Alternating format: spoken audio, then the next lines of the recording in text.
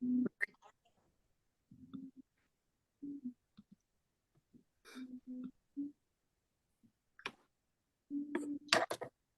le beau monde! Bonjour, bonjour. Des visages que j'ai pas vus depuis. Allô, Julie! Allô? Allô? Ouais. Je m'ennuie du monde, hein? Tu sais, je rencontre plein de monde en différents contextes. Ah, OK, non, on se retrouve. Il manque juste un verre de vin, hein, gang?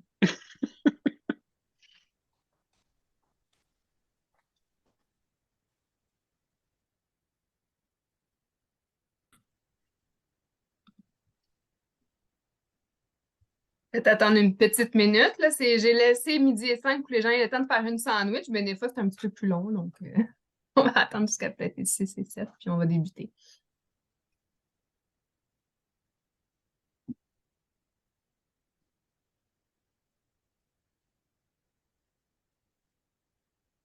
Allô, Myrlande. Allô, Geneviève. Les Geneviève, on va dire au pluriel.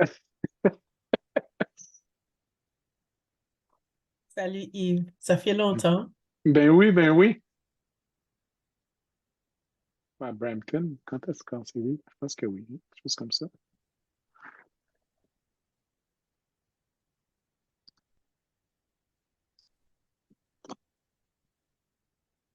Bon, mais je crois qu'on peut commencer, étant donné que c'est juste une petite heure de lunch, puis on va avoir le temps d'entamer des discussions avec vous. Donc, je souhaite la bienvenue à notre deuxième midi conférence, qui se veut une occasion bien de partager nos apprentissages ici à la PCO, nos initiatives et surtout de pouvoir entamer des conversations avec vous.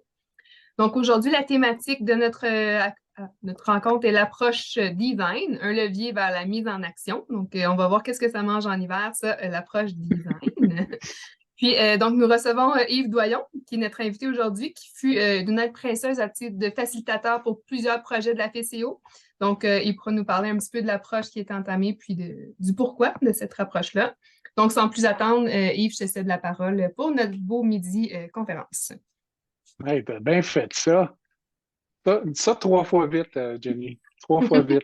Ah ouais. Sans rire. Excellent. Sans rire, moi, tu peux rire en masse, puis ça serait souhaitable qu'on rie un petit peu. Bonjour tout le monde. Je vois Sandra qui vient d'arriver, plein de visages familiers. J'ai pas rencontré tout le monde, mais je dis allô même aux gens que je connais pas. D'accord? For the record, là. Jean-François, je vois Karina, je vois Annie, toute la gang. Ah, Francine qui apparaît. Excellent. Mais juste qu'on humanise ça, hein, pour se dire bonjour. Là, on est du vrai monde parce qu'on se fait des babayes. Ben écoutez, pour ceux qui me connaissent, je prends un peu une approche informelle, même si mon objectif, c'est de vous donner du contenu qui est rigoureux. Je pense que l'approche, pour qu'on soit capable à la bonne FCO, hein, je pense qu'il faut que ça soit ludique, puis il faut que ça soit le fun pour que ça rentre quand même. Ah, un petit minou. Ah, OK. Des minous en background ou des enfants, hein. D'habitude, c'est ça qui se passe. Je fais du coq à l'âne, hein. Squirrel, c'est ça. Moi, aujourd'hui, ce que je voudrais vous partager, essentiellement, c'est une technique qui est au début du processus de design. Puis là, je vais essayer de placer les choses en contexte, puis j'aimerais qu'on prenne quelques minutes ensemble, puis que vous m'aidiez à mettre les choses en contexte, d'accord? Parce que je ne veux pas prendre pour acquis que je comprends vos contextes respectifs, d'accord? Fait que le processus de design est un processus d'un cycle pour être capable de concevoir des solutions qui sont pertinentes pour les gens qu'on tente de servir, peu importe le contexte. Que ça soit, là, je vais donner quelques exemples, que ça soit en tête à tête, disons que je suis en train de luncher avec Jenny. Bien là, quelque part, on commence à parler des projets, des initiatives qu'on a.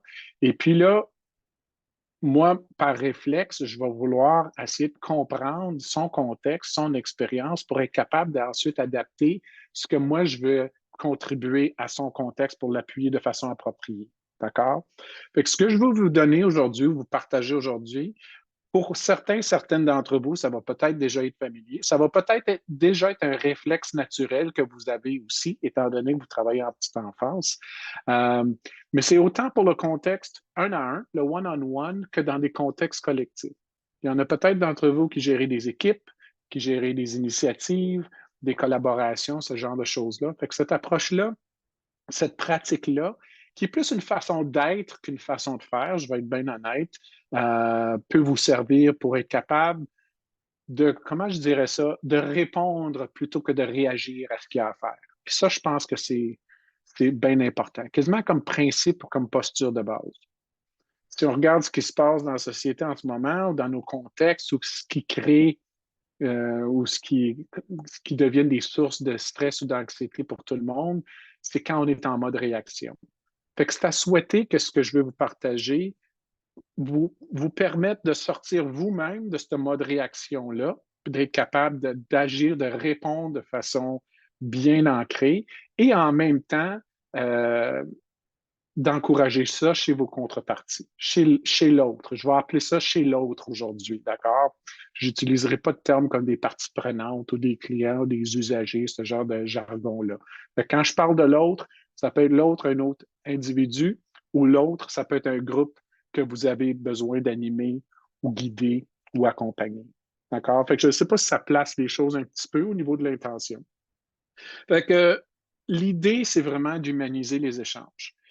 Puis, sans parler trop de design, le design est en 4 phases. La première phase est ce qu'on appelle l'empathie, la compréhension et la définition. C'est 3 mots pour définir une phase, OK? Juste pour être clair. Puis ensuite, ça passe à l'idéation, le développement d'idées, puis le prototypage. Après ça, on passe à la mise à l'essai de ce qu'on a prototypé en contexte réel. On évalue, on ajuste, puis ensuite, on arrive à une mise en œuvre. Je ne parlerai pas nécessairement du cycle de design au complet aujourd'hui, mais juste pour mettre en contexte, ce qu'on va discuter aujourd'hui, c'est la première phase. Empathie, compréhension et définition. Fait que c'est une chose de dire, oui, je fais preuve d'empathie, je fais preuve de compassion, puis il y a une différence. Là, l'empathie, c'est de se mettre dans les souliers de l'autre, mais pas nécessairement de vivre l'émotion avec l'autre, comme dans le contexte de compassion. Puis ça, ce détachement-là, ce non-attachement-là est très important pour être capable d'être bon accompagnateur. Je vois des en collectifs, là, je pense qu'on a chacun nos vécus. Hein? Je vois Jean-François qui dit freaking right. Il interprète un petit peu, là, mais je pense qu'on a tous vécu des contextes comme ça où on embarque tellement euh, qu'on ne fait pas de preuve de détachement, ou ce que je préfère appeler le non-attachement. Puis là, on a un parti pris qui n'est pas approprié, qui vient brouiller un peu notre façon de voir une situation parce qu'on n'a pas la distance objective pour être capable d'être capable d'accompagner ou d'être présent, ou comme on dit en anglais, hold space avec ou pour l'autre. Allô, Annie? Hey, on se passe cet après-midi. Je fais des bobayes à tout le monde. Là. Il y a assez de monde que j'aime alentour de la table virtuelle, là, je vais juste le dire. Là. Anyway, ça fait que ça donne un peu le contexte.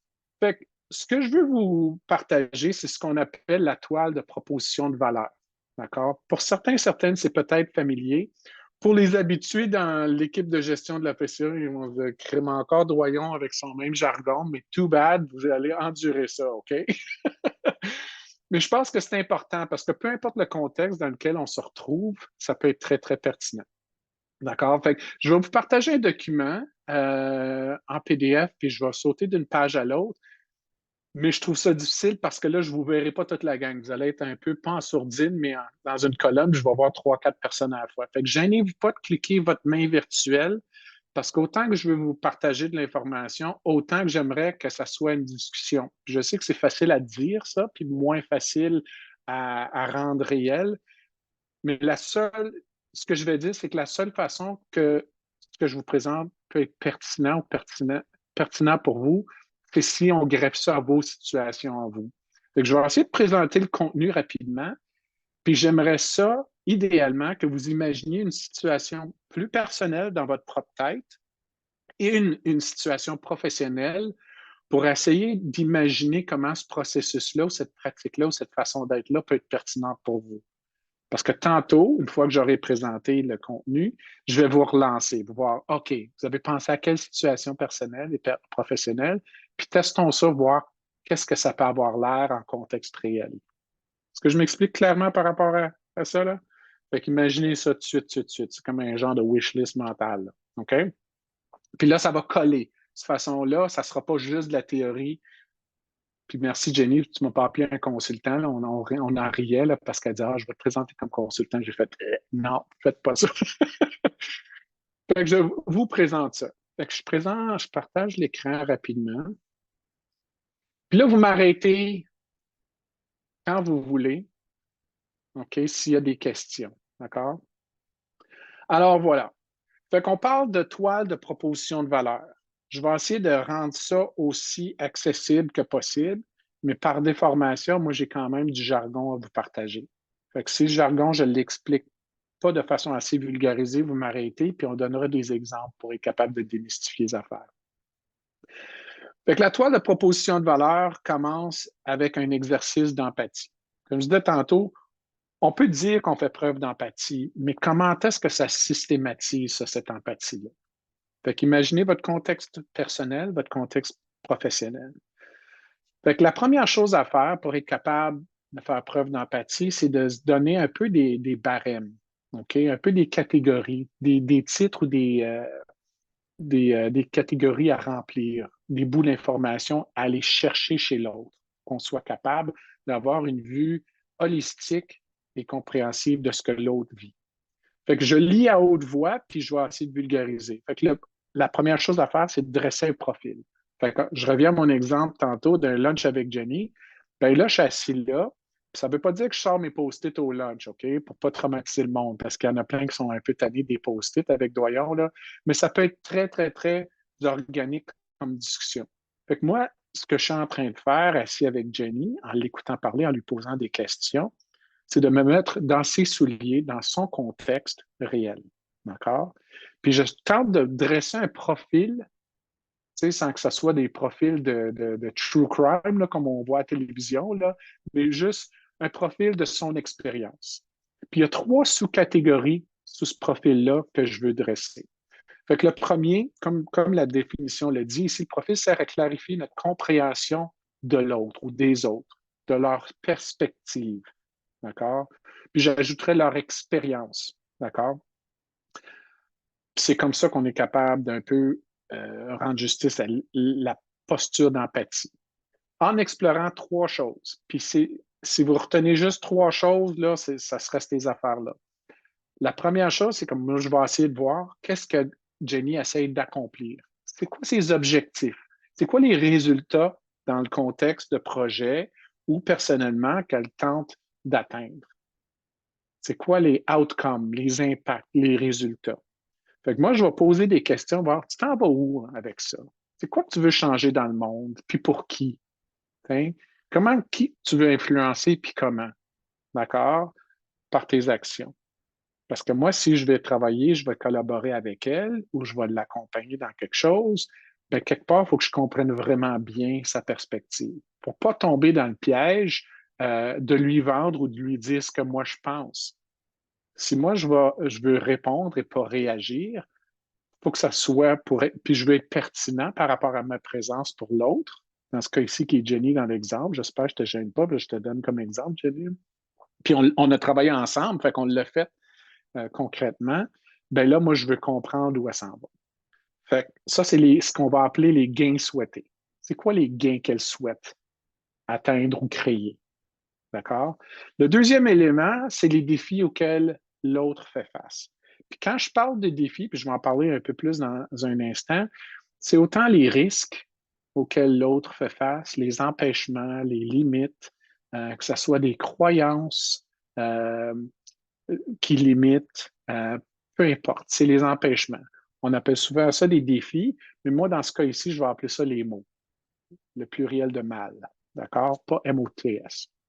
Puis, finalement, qu'est-ce qu'elle tente de faire au niveau de tâches? Fait qu'il y a une différence entre les résultats que l'autre veut atteindre et puis ce que l'autre a besoin de faire au niveau de tâches techniques, sociales ou émotives. Puis je donne des exemples de ça. Est-ce que l'autre a de la misère à remplir des formulaires, préparer un rapport? Ça, c'est une tâche technique. Tâche sociale, c'est de collaborer avec d'autres. Tâche émotionnelle, c'est de se gérer soi-même, gérer ses émotions, prendre sa place, assumer son pouvoir, ce genre de choses-là. Fait que mon questionnement de l'autre, quand j'essaie de voir qu'est-ce qu'elle tente de faire au niveau de ses tâches ou sa job, ses jobs, pas dans le sens de titre dans son organisation, mais ses jobs, ses tâches quotidiennes, Ça va me permettre de dresser ce profil-là. D'accord? J'espère que je m'explique assez clairement jusqu'à date, là, juste pour placer les affaires. Oups! Puis là, bien, évidemment, j'ai mis l'image à l'écran. Fait que vous voyez le cercle. Fait que l'autre, c'est le petit bonhomme ou la petite madame en plein milieu, qui est toujours au centre de l'affaire. Les gains souhaités, c'est le petit happy face qui est en haut. La baboune en bas, c'est les mots. Hein? Puis ensuite, je ne sais pas si vous êtes dans les jambes de vous-même, là, je vous tasse là, parce que moi, je vous vois à l'écran. Ensuite, c'est la liste des choses que l'autre fait, les tâches techniques, sociales et ou émotives. D'accord? Fait que ça, c'est juste une représentation d'image. Fait que vous pouvez le faire organiquement, de façon très informelle, quand vous êtes en tête à tête en train de jaser avec quelqu'un, ou vous pouvez utiliser un peu un schéma comme ça, puis vous êtes en train d'animer cette discussion-là, puis d'utiliser des appuis comme des post-it ou des notes ou des flip charts, parce que ça représente de façon visuelle l'équivalent de ces trois sous-catégories de profils-là. D'accord? Est-ce que ça va jusqu'à date?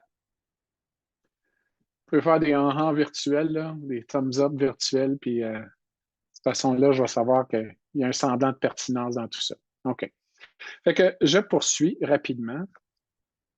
Fait qu'on passe, puis là, j'en ai déjà parlé un petit peu, c'est un peu le descriptif des trois catégories. Les gains souhaités, qu'est-ce qui rendrait leur travail plus facile? Quels sont les gains attendus en lien avec leurs tâches, les effets de leur travail? Puis là, ensuite, les mots, en anglais, the pains. Quels obstacles vivent-ils ou vivent-elles? Et quels voudraient-elles ou ils éliminer? Quels sont les risques auxquels ils font face dans leur quotidien? Est-ce qu'ils ont peur de perdre la face? Est-ce qu'ils sont gênés? Est-ce qu'ils ont le symptôme de l'imposteur? Est-ce que, tu sais, la liste est longue des possibilités, mais c'est en posant des questions pour essayer de dresser ce volet de profil-là qu'on va être capable de vraiment comprendre la personne. Cette approche-là, comparée à un SWOT, tu sais, des forces, faiblesses, opportunités, menaces, ça vient regarder l'expérience, pas juste des cases à cocher. Ça humanise un peu le côté affectif autant que technique, de voir qu'est-ce qu'ils ont comme gain souhaité, puis quels sont les empêchements, parce que ça peut être émotionnel, tu sais, ça peut être au niveau des émotions, des empêchements ou des risques ou des mots qu'ils vivent. D'accord? Puis finalement, comme je l'ai dit, là, les tâches principales. Puis ça, ben, on en parle des fois, mais d'être capable de comprendre, OK, Jenny, dans ton quotidien, dans une journée, une semaine habituelle, qu'est-ce que tu essaies de faire? Ça a l'air de quoi, là, proportionnellement, là? Tu sais, comme répondre à des courriels, avoir des discussions, négocier des affaires, encourager ton monde, les ramasser à la cuillère quand ils sont découragés, tu sais, comme c'est quoi les affaires, là? Fait que ça nous aide à dresser un profil. Fait que c'est la première partie de notre exercice. Intuitivement, on peut le faire de façon très informelle ou on peut l'animer comme exercice avec nos équipes. D'accord? Puis ce que je vais offrir, si jamais il y en a d'entre vous qui voulaient animer ça avec un de vos groupes de travail, je vais me rendre disponible pour des conversations informelles. Tu sais, si jamais vous voulez une coupe de notes, une coupe de pointers, juste pour systématiser ça, dire OK, ça a l'air de quoi comme animation? D'accord? Pour que ça soit le fun puis accessible comme exercice. Puis cet exercice-là ne dépend pas trop. Tu sais, on deal avec plein de gens dans nos conseils d'administration, avec nos bénévoles, avec nos employés. Le niveau de littératie, de compréhension, tout est adaptable aussi pour que ça soit accessible comme exercice, juste pour vous rassurer. D'accord? C'est une petite parenthèse là, on the side, là, mais je pense que c'est important à noter. Pour pas qu'on rentre dans du jargon de consultant lourd ou, tu sais, ou qu'on tombe dans le SWOT, là, les forces, faiblesses, là, opportunités, menaces. Parce que mon réflexe, moi, j'ai arrêté d'utiliser cette technique-là parce que, pour mon dire, qu'on fait cet exercice-là, puis on regarde juste les bobos.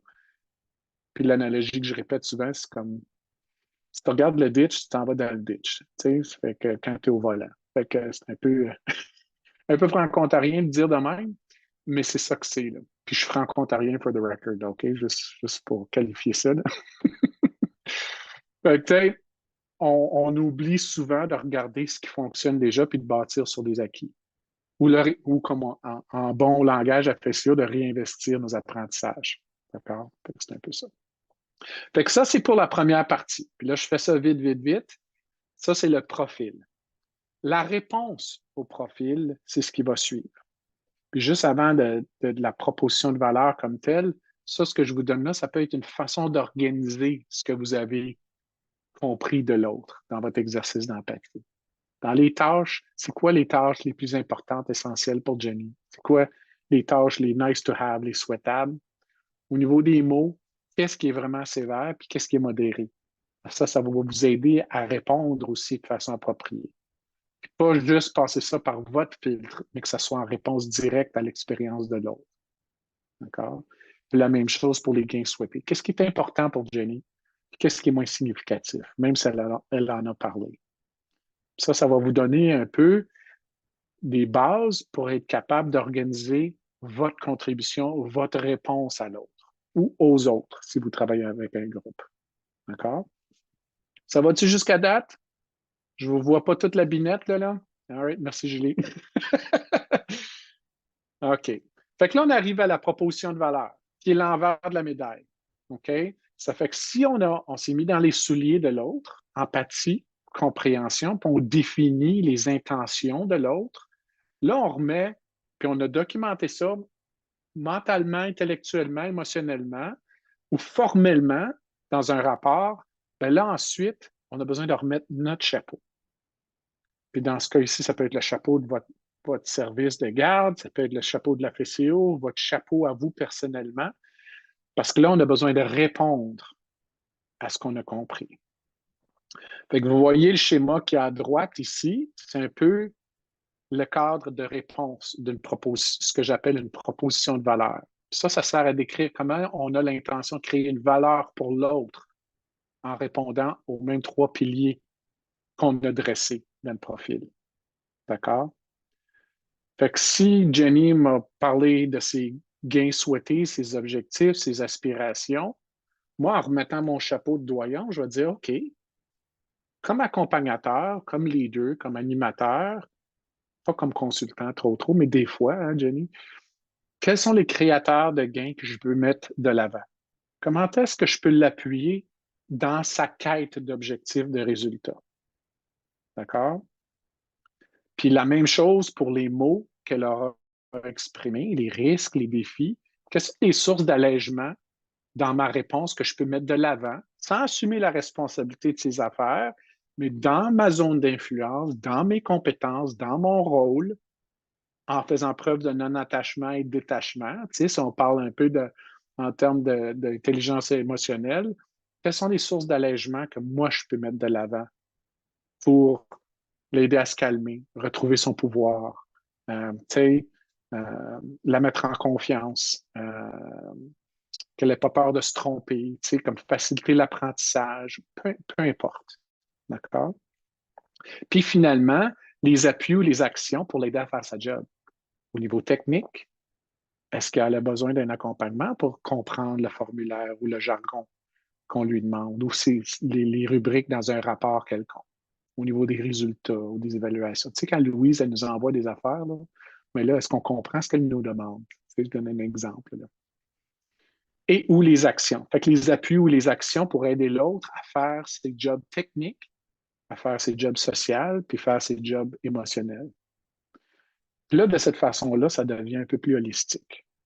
Puis on répond. On n'est pas en réaction à l'autre, on n'est pas en train d'imposer nos croyances, on est en train d'offrir une réponse qui est légitime, qui est pertinente et appropriée par rapport aux besoins de l'autre. Je pense qu'intuitivement, vous le faites déjà. Vous travaillez avec les enfants. Fait que je pense que dans l'apprentissage puis la formation que vous avez, c'est déjà un réflexe naturel. Mais c'est un bon rappel d'être capable de continuer ça. Puis de cette façon-là, on n'est pas en train d'imposer nos croyances, on n'est pas en train d'imposer notre bagage non plus, parce qu'on répond. On ne réagit pas à travers notre propre filtre, ou nos propres peurs, nos propres mots, ou nos propres objectifs. Ça vient objectiver les affaires. D'accord? Fait que c'est juste une autre façon de le dire, mais les créateurs de gains, qu'est-ce qu'on peut proposer pour appuyer l'atteinte des objectifs de l'autre? Je l'ai un peu dit dans mes propres mots. Les sources d'allègement aux mots empêchement risque identifiés par l'autre. Puis qu'est-ce que vous pouvez proposer dans votre plan d'action, votre plan d'accompagnement votre plan de projet, votre animation pour être capable d'appuyer l'autre ou les autres dans leurs besoins techniques. Fait que c'est pas très compliqué, mais ça va peut-être vous aider à nommer les choses pour organiser vos propres pensées. Pour ceux et celles qui tiennent un journal professionnel, moi je fais ça, j'écris à tous les jours. J'ai mon journal créatif, j'ai mon journal de sort ton méchant, doyon, pour pas mettre ça sur les épaules des autres, là. Puis j'ai mon journal professionnel, tu sais, qui me permet d'approfondir mes apprentissages, d'organiser mes idées. Mais cette approche-là peut être déposée dans vos 3 journaux d'écriture, puis vous aider, même par rapport à dresser votre propre profil, pas juste le profil de l'autre, puis toujours être en amélioration, en travail continu par rapport à tout ça. Je ne sais pas si je m'explique clairement, si c'est pertinent pour vous, parce que je vous relance un petit peu par rapport à vos exemples personnels, puis exemples professionnels. Je vais arrêter de partager l'écran. Je ne sais pas comment j'étais sur le timing, là, Jenny, mais juste voir où ça atterrit pour vous. Puis là, ben, je vous relancerai. Puis je vous regarde, là, je ne vous mettrai pas sur le hot seat en vous nommant. À part Annie, peut-être, je vais te mettre sur le hot seat tantôt. Ah! Feel the love, non, j'agace. Elle dit, je suis rendu habitué, là, Vierge. Non, sans farce, on agace juste le monde qu'on aime, mais c'est ça. Puis il y en a parmi vous qui vous voulez partager, dans votre contexte. Puis c'est une occasion pour dire, OK, comment est-ce qu'on est capable de tester ce qu'on vient de recevoir comme information? Puis qu'est-ce que ça a l'air ou qu'est-ce que ça peut avoir l'air dans les exemples personnels et ou professionnels que vous avez imaginés? Sinon, juste voir qu'est-ce qui a résonné pour vous puis, et ou si vous avez des questions par rapport à ce que je viens de vous partager. Je vous passe la porte. Je ferai un peu de pouce, moi, Yves, sur ce que tu nous as apporté. Oui, Sur absolument. comment ces apprentissages-là, nous, c'est sûr qu'à la FCO, on a beaucoup utilisé l'approche pour légitimer nos projets parce que je ne sais pas si c'est parce qu'on est en petite enfance qu'on est habitué d'observer les enfants puis de planifier Oui. pour eux ce qu'ils ont besoin. Mais souvent, on présumait que les gens avaient besoin de tel projet ou de telle connaissance, mais d'aller chercher le plus le pouls, ça nous permet de justement changer nos façons de faire pour s'assurer que c'est vraiment ce qu'ils veulent et non pas juste assumer ou présumer, supposer. Légitimer, oui. C'est ce qu'on faisait souvent. Je peux nommer quelques exemples. Nous, ça fait longtemps, je ne sais pas, depuis 2017 qu'on a travaillé ensemble sur commencer cette approche-là, puis de plus en plus, c'est concret. Si je reviens à comment notre service éducatif d'Hawkesbury était vu dans la communauté pour savoir ce qui répond bien aux besoins. On avait invité des gens non concernés, là, des entrepreneurs, la mairesse, des conseils scolaires à savoir. Ah oui, je me souviens de cette session-là. Ben oui, c'est la première fois qu'on s'est rencontrés. Ah, c'est un peu l'approche qu'on employait. Tabarnouche. Ça fait longtemps. Oui. Donc, qu'est-ce que les gens souhaitaient voir dans un service de garde? Qu'est-ce que dans un service éducatif? Qu'est-ce qu'eux attendaient? Comment ils voyaient ça? Puis, c'était très étonnant de voir la perception de la communauté. C'est chose que je me demandais au départ où est-ce qu'on s'en allait avec ça.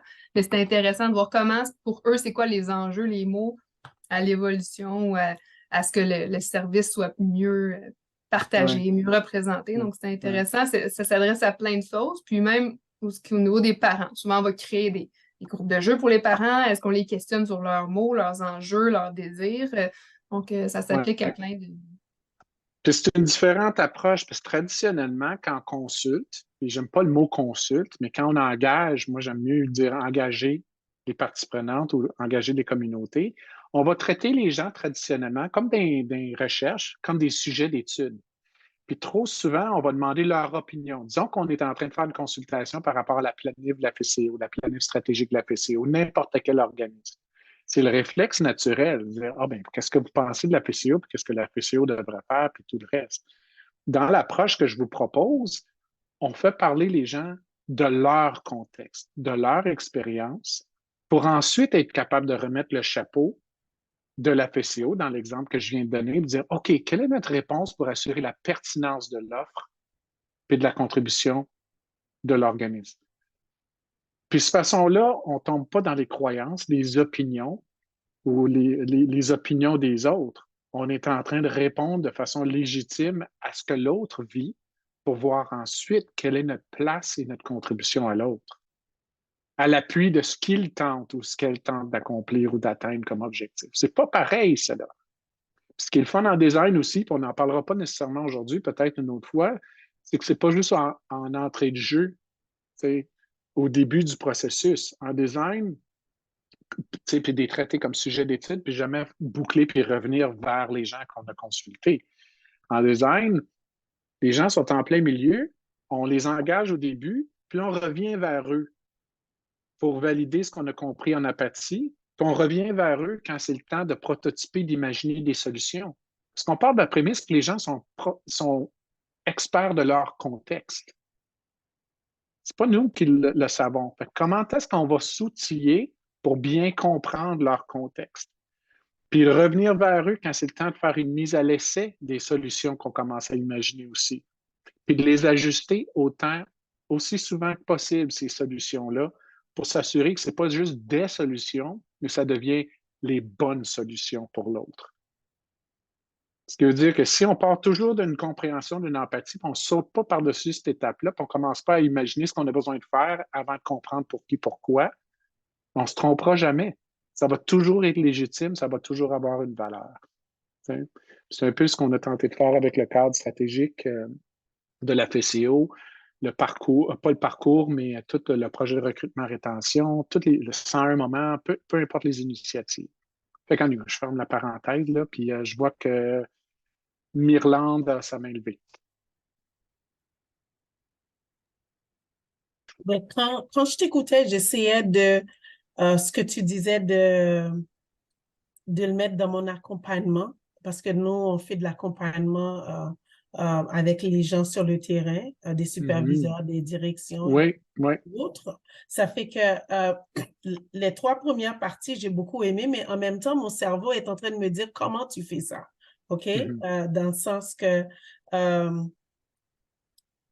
puis j'ai aimé comme d'aller chercher, voir qu'est-ce que la personne veut accomplir. Mais j'ai encore plus particulièrement aimé bâtir sur ce qui existe déjà. Parce que souvent, on va dire, c'est quoi tes défis? Puis après ça, on va aller vers les défis et voir, au lieu de regarder, comme on dit des fois, les forces de la personne. Qu'est-ce que tu as déjà et puis où est-ce qu'on peut aller plus? Ça, c'est sous les gains en Irlande, c'est sous les OK. gains. Puis si, disons, je vais essayer de brûle pour point de donner un exemple. Disons que quelqu'un dit, ah, je veux vraiment que mon équipe se sente confortable et à l'aise et en sécurité. Bien, ce même thème-là pourrait atterrir sous les mots comme sous les tâches. Puis ce qui est intéressant, c'est dépendant où ça atterrit, ça nous donne quelque chose d'autre. Ça nous donne une différente lentille par laquelle ou un autre point de départ pour être capable d'y répondre. Fait que, tu sais, si je ne sais pas, moi, j'ai une collègue qui se sent insécure quand elle parle en public ou elle a besoin d'adresser son équipe, ben OK, là, c'est ce qu'elle veut faire, mais il faut que je comprenne pourquoi elle a de la misère. C'est-tu parce qu'elle est gênée? C'est-tu parce qu'elle ne possède pas sa matière? C'est-tu parce qu'elle est insécure? C'est-tu parce qu'elle a peur de perdre la face? C'est-tu parce qu'elle est en train de vivre une expérience d'intimidation dans l'équipe? Je ne sais pas. Fait que dans ma conversation, moi, en me promenant de façon organique d'une catégorie à l'autre, dans les 3, ça va me permettre de me peindre un portrait plus holistique de l'expérience de l'autre. Fait que je ne sais pas si c'est un bon exemple, ça, Myrlande, mais. Oui, c'est très bien. Justement, la semaine passée, on a fait une activité où on a demandé les défis, puis ce qui revenait souvent des défis, c'est la peur du jugement qui fait que des fois, ils n'interviennent pas auprès du personnel, le jugement ou bien que les gens quittent. Alors, ça donne la sécurité linguistique, il y a plein de choses qui jouent là-dedans. Là. Alors, moi, mon français n'est pas très bon, je ne peux pas vraiment m'exprimer, mais j'ai peur qu'on me corrige. Ben, si on comprend ça, ben là, on est capable de répondre à ce qu'est la source du problème, pas le symptôme. T'sais. Mais ça veut dire de développer un réflexe de poser beaucoup de questions aussi dans nos entretiens. Encore une fois, je ne parle pas en post-it. Là. Ça peut se faire avec un groupe, mais juste que ça devienne un réflexe humain de dresser ce portrait mental-là quand on est en train de jaser avec quelqu'un. Puis ça nous permet d'être encore plus présent avec et pour l'autre, parce qu'on est dans un mode question, on est dans une posture de curiosité. quand c'est le temps après ça, on peut revenir, tu sais, se faire une tête, nous, pour ensuite répondre. Euh, Francine, excuse-moi, Myrlande, est-ce que tu avais fini? Je ne voulais pas te couper la parole, je C'est voulais beau, donner des c'est exemples et beau. mettre. OK, parfait. Merci. Je cherche les. Je vais changer de place. Le Francine. Francine, oui. T'étais en haut à gauche, là, je te cherchais. Non, écoute, je trouve ça super intéressant. Puis, mais la question que je me pose pour mai, et la question que je me pose en plus, Ouais. c'est comment est-ce que on peut appliquer cette approche-là? Je vais appeler ça une approche, là, c'est une façon de faire. Oui, façon d'être À aussi. quel niveau que ça peut être utilisé? Donc, je te donne un exemple. Donc, j'ai une éducatrice qui travaille dans son groupe avec les enfants, puis elle est très fâchée, très frustrée contre un parent qui la présente comme le babysitter de ses enfants. OK? Ça, c'est Ouais. vraiment. Mais moi, je suis à un niveau plutôt gestionnaire, direction. Puis, j'ai cette information-là d'une tiers, donc peut-être son superviseur qui vient me voir. Je sais que c'est un problème ailleurs qui est beaucoup plus large que qu'est-ce qu'elle vit. Mais est-ce que moi, comme direction, je peux appliquer cette approche-là avec la superviseure, avec un grand groupe? Est-ce que je peux la coacher pour qu'elle, elle fasse avec l'éducatrice? Comment est-ce que j'approche ça? Oui, bien, tu sais, il y a de le faire nous-mêmes pour l'autre, mais il y a aussi de transmettre cette façon de faire-là. Fait que disons que tu as l'éducatrice qui est en train de se faire taper dessus par des parents, là, tiens. Pas littéralement, mais qui a de la misère avec des parents. Puis il y a un enjeu là. Ça peut être d'encourager, d'accompagner ton éducatrice à faire preuve d'empathie pour bien comprendre qu'est-ce qui se passe, pour la sortir de ce mode réaction-là avec l'enjeu, avec cette famille-là. Et dire, OK, prends un recul, sors de tes propres bottines, laisse faire ta propre lentille, puis mets-toi dans les souliers du parent ou de la maman, du papa, du grand-papa, de la grand-maman qui est frustré par rapport à quelque chose, puis pose-leur des questions pour comprendre. Hein? Puis là, tout d'un coup, tu sais, c'est une nature humaine. Aussitôt on encourage les gens à parler d'eux-mêmes, they'll show up. Tout le monde veut parler d'eux-mêmes, tu sais, naturellement. C'est une nature humaine parce qu'on est en connaissance de cause. Tu sais. Fait que c'est d'outiller l'éducatrice dans un contexte comme ça, que tu sois directrice, superviseur, la lentille, le point de départ peut être n'importe quel. C'est que ça peut être le superviseur qui s'approprie de cette approche-là pour accompagner l'éducatrice, pour qu'ensuite l'éducatrice soit capable d'accompagner le parent et ou de se prendre en main elle aussi. Là, fait que c'est adaptable, peu importe le point de départ. Fait que l'idée, surtout parce qu'on a une gang ici qui assume un leadership, ben là, mettez-la en pratique pour l'individu, puis transmettez la pratique à l'autre. Fait qu'imaginez si tout le monde dans une organisation a comme réflexe, tranquillement, pas vite, de commencer de ça.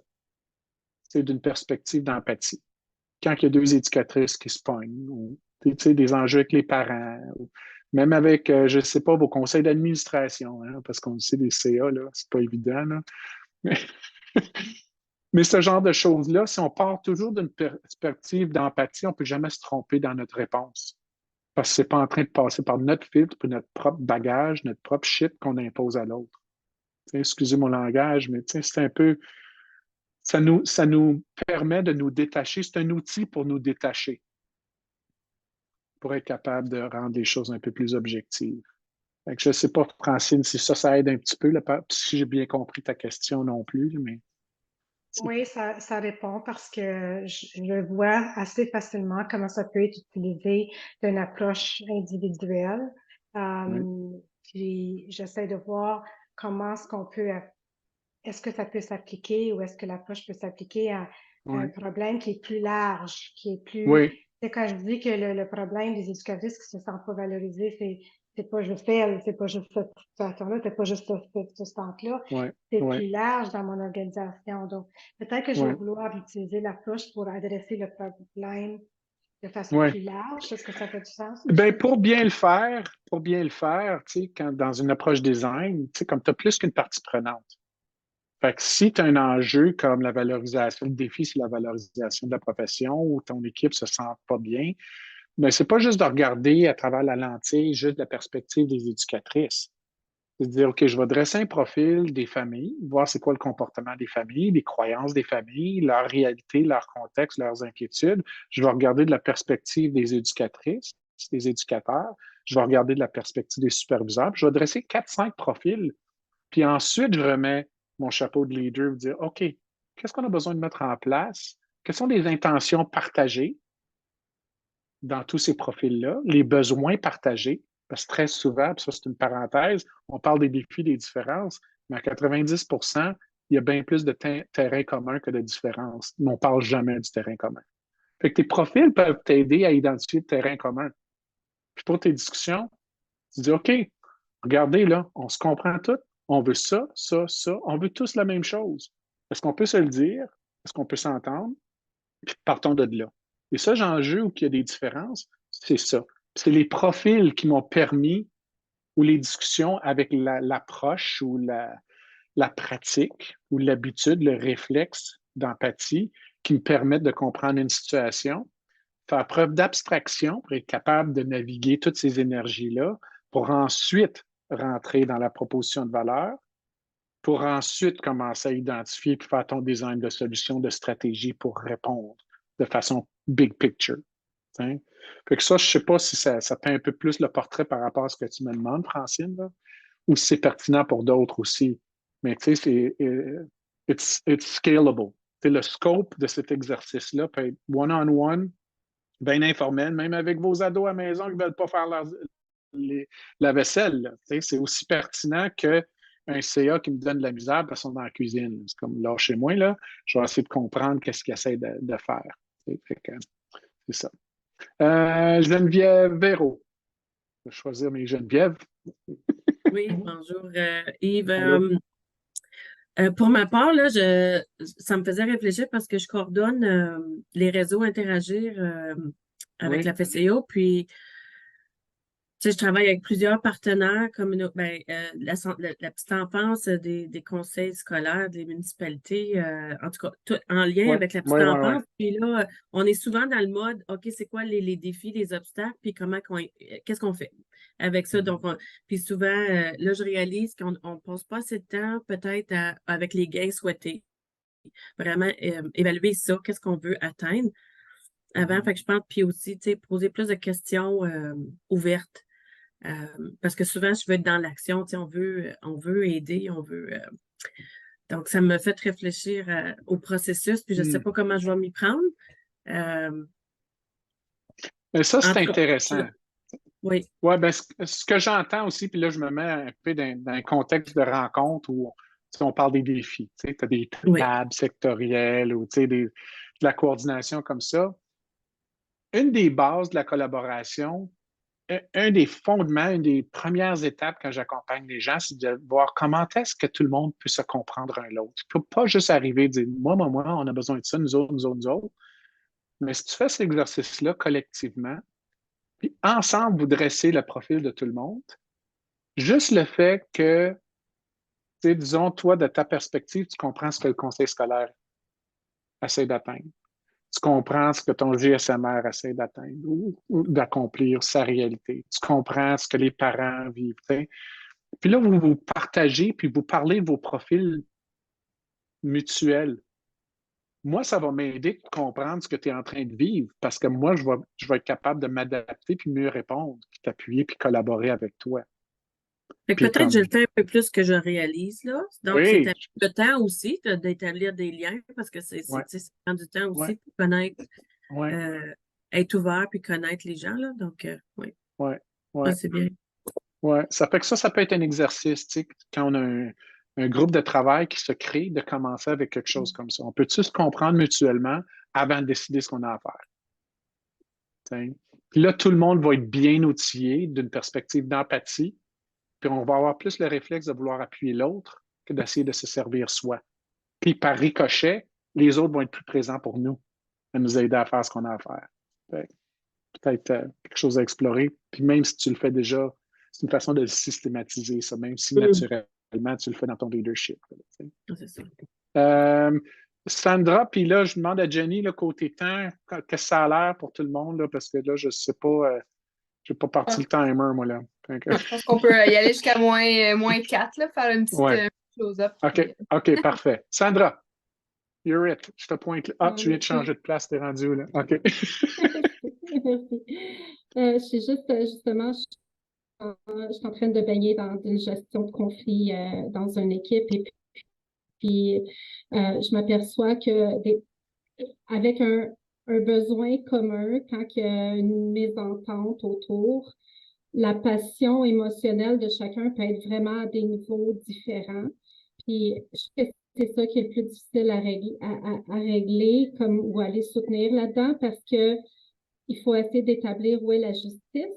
Puis quand tu parlais tantôt de répondre un peu ou de les accompagner à répondre à leurs besoins, ça c'est quelque chose aussi que j'ai retenu parce que j'ai tendance à souvent les aider d'office avant même de leur donner l'opportunité d'essayer. Mais Oui. Ah, quand ça, est-ce c'est que intéressant. je suis beaucoup aussi dans la tendance à demander, tu sais, je pensais que le leadership, c'était ça, de demander qu'est-ce que vous en pensez, puis comment vous voyez les choses. Puis je me suis fait dire dernièrement, qui m'a amené une réflexion, il y a certaines personnes que ça les rend insécures que je ne prends pas la décision tout de suite. Il y en a qui ont besoin d'avoir comme closé l'affaire plus vite que d'autres. Puis là, je trouve que j'ai comme 50 hamsters dans ma tête, puis j'ai un cerveau qui va m'exploser. Quand est-ce que Sandra doit prendre une décision? Puis, si, par exemple, ça s'adresse à mes enfants, tu parlais des tâches. Tantôt, mon enfant va faire la vaisselle, mettons. On va avoir une discussion sur tes besoins. Ben, je veux dire, c'est sûr qu'il va m'en sortir des bonnes raisons. Comme quand est-ce que je dois trancher que là, à un moment donné, il faut la faire, la vaisselle? Oui, bien, Ouais. il y a une couple de choses qui me sont venues à l'idée en t'écoutant. Fait que la première chose, c'est qu'on a le réflexe de parler de comment on se sent toute la gang, tout le temps, tout le temps, tout le temps. On ne peut pas répondre, puis ça, c'est une question d'intelligence émotionnelle, on ne peut pas répondre à l'émotion d'un autre. Mais on est capable de répondre aux besoins répondus ou non répondus qui vont avec l'émotion, positive ou négative. Fait que si tu me dis que tu es frustré, what do I do with that? Mais si tu me dis je suis frustré parce que j'ai pas ça, puis j'ai de la misère à faire mon travail, puis voici mon besoin lié à ça, là, moi, je peux y répondre. Fait que dans l'accompagnement, c'est pas juste de faire le profil de l'autre, c'est d'encourager l'autre à faire son propre profil, puis commencer à nommer ces choses de façon cohérente pour soi, pour être capable d'assumer sa propre responsabilité en même temps. Pas de prendre la responsabilité de l'autre. T'sais, oui, c'est un exercice d'empathie, mais il y a aussi l'empathie de soi qui va là-dedans. Est-ce qu'on prend le temps de se recueillir puis de nommer comment on se sent puis ce qu'on a besoin? Fait que dans votre leadership, le même exercice peut servir aussi de dire, OK, avant qu'on se parle, voici ce que je t'invite à faire ou les choses à réfléchir. C'est quoi que tu essaies d'accomplir? C'est quoi tes tâches? C'est quoi que tu vis au niveau d'empêchement, de risque, ce genre de choses-là? Puis quand on va se parler, moi, je vais te parler des miennes aussi, puis je vais t'encourager à parler des tiennes. Puis là, on va identifier le terrain commun. Puis là, va être capable de tirer, tu sais, au début, je disais empathie, compréhension. On a parlé surtout de ça, mais il y a aussi d'intention ou définition. De ça, quelles sont les questions, comment pourrions-nous, qui émergent de ce qu'on vient de comprendre ensemble? OK, comment pourrions-nous avoir des rencontres plus fréquentes? Fait que là, il y a une responsabilité partagée qui s'installe. Si on responsabilise l'autre, là, l'attente que tu décides pour eux ou rapidement, ou l'indécision, ou ce qu'on voit au niveau organisationnel, les gens qui sont de moins en moins capables d'identifier ce qui est prioritaire ou d'agir ou qui attendent qu'on fasse pour eux, va peut-être se défaire tranquillement. Je sais que c'est philosophique ce que je dis là, mais c'est très comportement humain d'après moi. C'est ce que j'observe en tout cas. Là, puis pas trop pour rentrer dans l'intelligence émotionnelle, ce genre de choses-là, parce que ça peut être très complexe. Mais l'idée, le point que je veux faire, c'est la co-responsabilisation. C'est comme les médecins. J'arrive chez le médecin, il me dit arrange-moi. Ben là, il y en a plein qui vont dire OK, quand prends ta pilule, mais c'est quoi ma part là-dedans? C'est mon corps, c'est ma santé. C'est quoi ma part là-dedans en même temps, de façon complémentaire? C'est la même chose quand tu veux collaborer. OK, I'll show up, mais toi aussi. Puis voici, je constate que les gens ont de la misère à nommer ce qu'ils ont besoin. Ah, je suis juste comme, c'est du trop plein, je suis anxieux, anxieuse, puis c'est ce qu'on voit, puis ça s'arrête là. Mais est-ce qu'on accompagne les gens à nommer leurs besoins qui vont avec ça? Puis je me répète, Si c'est une émotion négative, ça veut dire, ça sous-entend que c'est un besoin non répondu qu'il y a là-dedans. Fait que c'est notre job d'accompagner l'autre à ça. Mais là, s'il y a quelque chose qui va bien, OK, mais là, on est capable de nommer le besoin qui est répondu aussi. Fait que ça va des deux bords, ça, là, tu sais. Fait que le profil de soi, et puis en même temps, la distinction entre l'émotion puis le besoin. Puis de parler des deux en même temps de façon complémentaire. Pas juste les émotions. Parce que là, on va virer en rond, puis ça dérape vite, vite, vite. C'est une gang alentour d'une table, d'une rencontre d'équipe, tout le monde parle de leurs émotions. OK, on s'arrête là. C'est quoi les besoins qui vont avec ça? Répondu et non répondu, pas juste le non répondu. Fait que anyway. Puis là, je vois les affaires dans le chat, je ne l'ai pas suivi au fur et à mesure. Là. Je vois Julie qui vient d'apparaître, je suis désolé. Fait que si Jenny, tu peux m'aider, c'est des affaires qui émergent, sachant qu'on manque un peu de temps. Fait que Sandra, j'espère que ça aide un petit peu, ça. Là. Ouais, plus Je ou trouve qu'on moins. a un Tu réflexe veux-tu que je décide automatique pour toi, là, c'est instinctif. ça? Tu veux-tu que je Non, mais décide je pour trouve toi? qu'on a une espèce de réflexe. Non, non. On a un réflexe J'agace. instinctif habituellement quand il y a deux défis de répondre à celui qui s'exprime plus fort ou qui a l'air plus Ouais. émotionnel. Et pourtant, ça ne devrait pas compter parce qu'il y en a qui vivent pareil, mais qui Il y a la le gèrent d'une majorité façon différente. silencieuse qui compte. Oui, oui. Ouais, Ouais. mais on a tendance à réagir comme humain envers celui qu'on pense que le feu il est plus pris. Tu sais. Parce qu'on essaye de plaire. Puis ça, là, comme je drop ce Ah, bombe-là, là, ça fait ça. détachement, Ah, non-attachement. c'est intéressant. Ouais, ça fait que mais ça, c'est une autre histoire. C'est une autre midi-conférence, ça, là. Avec une coupe de drink, là, on va se le dire. Merci. Je vois Merci, c'est Jean-François, intéressant. j'aime le cœur, puis j'ai vu ta main levée tantôt, je te relance, sachant qu'il y a d'autres commentaires en chat aussi, fait que je ne sais pas s'il y avait de quoi, là. J'interprète que ça résonne, fait que je suis content pour ça. Fait que, est-ce que on a le temps d'aller, je m'en vais dans le chat vite, vite. Ouais, on nous parlait beaucoup de ce qu'on était en train de dire, là, d'être à l'écoute des besoins, que les actions et les réactions des gens aussi sont des messages qui nous témoignent, ces Oui, besoins-là, je oui, crois, oui. non dits. On parlait du processus d'évacuer les frustrations. Karina qui se demandait si ça l'amène à l'étape suivante de pouvoir les tasser, les frustrations, de pouvoir Oui, les... oui. C'est une façon d'observer aussi. Ça ne veut pas dire que c'est toujours en discussion, parce qu'on est intuitif. Les gens parlent par leurs actions aussi, par leurs réactions. Fait qu'on est capable, sans nécessairement que ça soit dans le cadre d'une conversation, de dresser un profil pour comprendre l'autre. Tu sais. Ça fait que ça se fait de façon intuitive aussi. C'est comme une lentille ou un filtre par lequel regarder le monde pour être capable de répondre puis de naviguer tout ça, surtout dans des positions de leadership et d'accompagnement. Tu sais. On n'en a pas parlé beaucoup, Yves, mais il y a tout le prototypage où on se pose des questions, comment pourrions-nous? Moi, c'est rendu à la FCO un bon Ouais, réflexe. Donc, comment se poser la ouais, bonne Julie. question pour trouver des solutions. Donc, établir ensemble plein de comment pourrions-nous jusqu'à ce qu'on Ouais, trouve celui qui résonne avec tout le monde puis qui est ouais, la ouais. bonne Mais ça, question. c'est la prochaine phase du design. Tu sais. Ça fait que ça, c'est une fois qu'on a respecté, on a honoré la première phase qui est empathie, compréhension, définition. Là, on a une base de compréhension, d'information qui nous permet ensuite de répondre aux questions d'intention puis d'adresser les vraies et bonnes problématiques. Vous dites, OK, on va relier les gens, pas un groupe homogène qui pense pareil, mais qui est-ce qui est affecté, concerné par cette question-là? Puis là, on commence à imaginer comment on peut répondre à la question parce qu'on sait qu'on a la bonne question ou la bonne problématique. Mais ça, c'est tout un prochain volet, ça, tu sais. Donc, on aurait pu discuter pendant des heures, Yves, je pense, là, puis faire le tour de toutes les étapes. Ça se peut pas, ça. Hein? C'est sûr que là, il nous reste juste 2 minutes. Donc, Ouais. c'est ce que qu'on voulait vous partager avec ce midi-conférence, faire un amorce de l'approche qui, nous, à la FCO, nous a permis de se mettre en mode action pour plusieurs parce que, justement, nos actions étaient légitimées.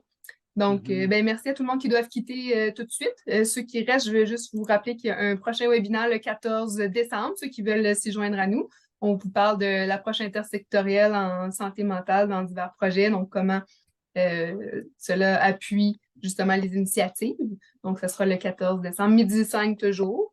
Donc, on vous remercie pour votre présence ce midi, puis en espérant vous recroiser lors d'un prochain Oui, Juste avant qu'on se quitte, je relance là, si jamais il y en a qui veulent jaser un petit peu, là, même si c'est quelques minutes au téléphone, si ça peut vous sauver des ennuis, là, quand moi j'ai fait bien des erreurs. Fait que si ça peut vous éviter de vous casser la gueule, là, peut dépendre de mes cassages de gueule parce qu'il y en a eu pas mal, OK? Fait que tu veux laisser ton courriel dans la boîte de discussion, peut-être, Yves, si les gens veulent oui, communiquer je avec peux toi, ou faire tu veux... ça, oui, rapidement.